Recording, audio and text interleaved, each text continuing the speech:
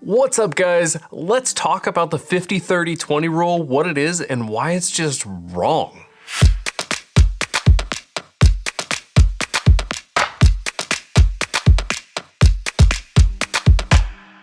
Okay, so if you haven't heard of the 50-30-20 rule of budgeting, I'm gonna link a video up here that does a really great job of explaining it in detail, but I'll quickly go over it right now. Basically, it's a budgeting rule that says you should take 50% of your income and put it towards your basic necessities. That's rent, that's mortgage, that's food, whatever you need to live.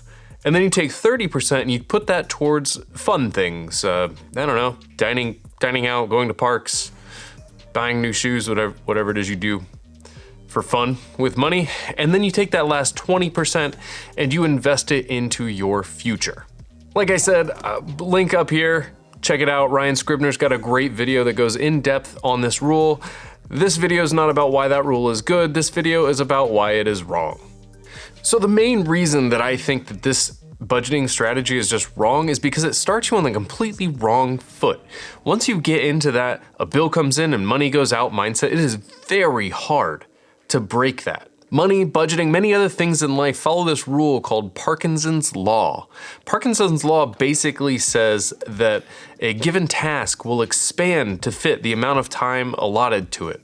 Now, obviously, in this case, we're not talking about time, we're talking about money, but the rule still applies. So when we set a budget like the 50-30-20 rule, what you can guarantee is that you will spend 50% on necessities and 30% on fun and 20% on investing. That's what Mr. Parkinson's rule is all about. I assume his name is Mr. Parkinson. Dr. Parkinson, probably? I don't know, I feel like if you get a law named after you, doctor. Now I can hear you, I hear you right now, you're saying, but I'm not investing anything right now, and this is getting me investing 20%. And I hear you, but my problem with this is not now, it's in a year from now, in 5 years from now, it's in the future.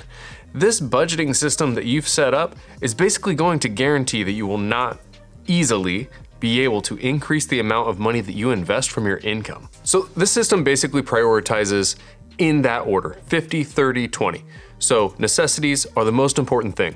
That makes sense. Fun is your second most important thing. I don't know if that makes sense. And investing in your future is the last important thing. So imagine 1 year from now, 3 years from now, however long from now you want. You're making twice as much money, let's say. How are you gonna allocate that money?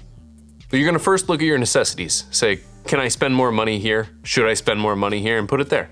You're gonna look at the next thing, at your fun category. Can I spend more money here? Should I spend more money here? And then lastly, you get to your investments. So your investments is like the runt of the litter. Like, it's getting very little love, if any. So what's the solution? I think it's really rather simple. What I'd like to do is I'd just like to start with investing. And let's take money out of that budget to start. So let's start at 100%. So let's imagine we're in the most ideal world ever. You don't have to spend money on anything. How much money do you invest? That's right, 100%. 100% of your income is invested. And that's great. But we don't live in an ideal world. we just, I mean, man, I wish we did. 100% of my income, that'd be dope. That'd be really dope. I'm gonna read some numbers here. Let's make up some numbers to realistically live on things. Let's say in this world, you make $5,000 a month and you need $4,000 a month to cover rent, groceries, insurance, all the stuff that you have to live. Okay, so we have $1,000 left every month. So with that $1,000, this is the question I'd like you to ask yourself. How much of this money do you not want to invest? Because that's really, I think, the question that you need to ask yourself. Not how much of this money do I want to spend on fun? It's how much money do I not want to invest? Because every dollar that you do not invest now is worth $5 in future value. Okay, so let's expand our example. Let's say $100 of that 1,000 you don't want to invest. You want to take that and you want to spend that on fun money. That's great. So now we're putting $900 a month towards investing, which is awesome. We're spending $100 a month on fun. That's great. Being happy and having fun is important. We broke this down to $4,000 a month for basic needs, $900 a month for investing, and $100 a month for fun. And the way that that breaks down is basically we're spending 80% of our income on basic living expenses, 18% of our income on investing, and 2% of our income on fun. So we're doing worse than the 80-30-20 rule on investing. And that is true. But realistically, when you're starting out this budgeting, you're budgeting for a reason. You're probably living paycheck to paycheck. I know I was when I started budgeting. And realistically, putting 20%, 18%, 15%, maybe even 1% of your income towards investing right now is just unrealistic. But we have to get a structure in place so that we can increase it over time.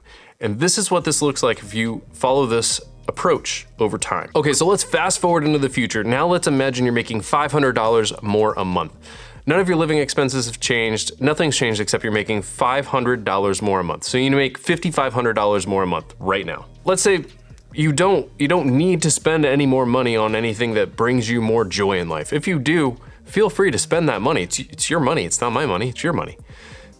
But on average, I don't think you'll need to increase that. So now we take that $500 and we apply it towards our investing, right? Basic needs, then fun, all come out of our investing fund. So we say that we want to invest that $500. There's none of that money that we don't want to invest.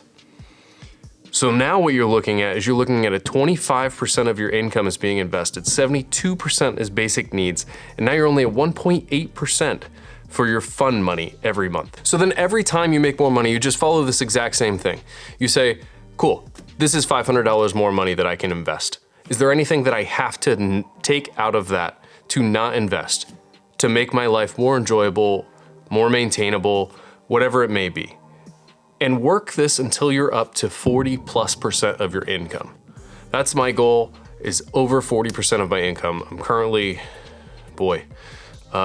at about 54% of my income is going towards investments, which is amazing, and I never thought I would get here in a million years. Took a long time and a lot of hard work, but it's possible. And this is the exact strategy that I followed. Really, the simple difference between the 80-30, the 50-30-20 rule and my rule is just prioritization.